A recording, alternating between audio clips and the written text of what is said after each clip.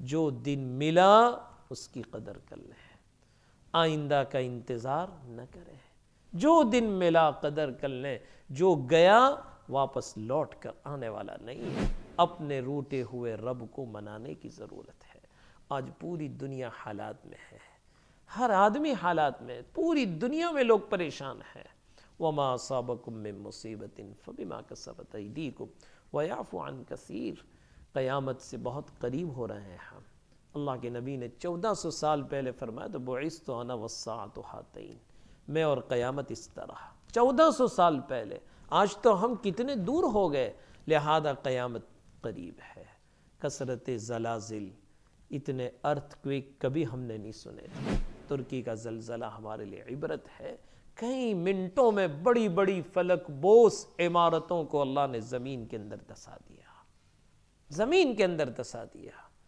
قرآن کریم میں اللہ رب العزت نے منظر کشی فرمائی ہے، یا ایھا الناس اتقوا ربکم ان زلزلۃ الساعۃ شیء عظیم۔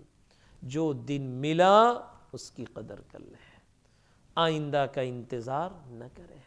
جو دن ملا قدر کر لیں، جو گیا واپس لوٹ کر آنے والا نہیں ہے۔ وہ تو صحابہ تھے، عبد الرحمن بن عوف رضی اللہ تعالیٰ عنہ زندگی کے آخری ایام، اور حضرت اپنے کمرے کی کھڑکی کھول کر بیٹھے ہوئے تھے اور بیوی ساتھ میں تھی، دونوں کی نظر سورج پر لگی ہوئی تھی۔ آہستہ آہستہ سورج نیچے اتر رہا ہے، دونوں دیکھ رہے ہیں۔ دیکھتے ہی دیکھتے منٹوں کے اندر سن سیٹ ہو گیا۔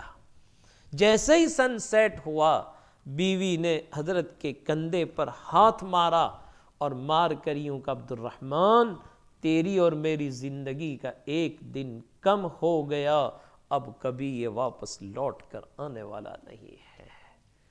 تو حضرت تھے، حضرت فرمانے لگے یہ تیری سوچ ہے، میں تو یہ سوچتا ہوں کہ الحمدللہ عبد الرحمن جنت سے ایک دن قریب ہو چکا ہے، جنت سے ایک دن قریب ہو چکا ہے۔ تو جو وقت ہمیں ملا اس وقت کی قدردانی کر لیں، راتوں کو اٹھ کر اللہ کے سامنے دعائیں مانگیں، اپنے لیے مانگیں، پوری امت کے لیے مانگیں۔ لہذا ہمیں اور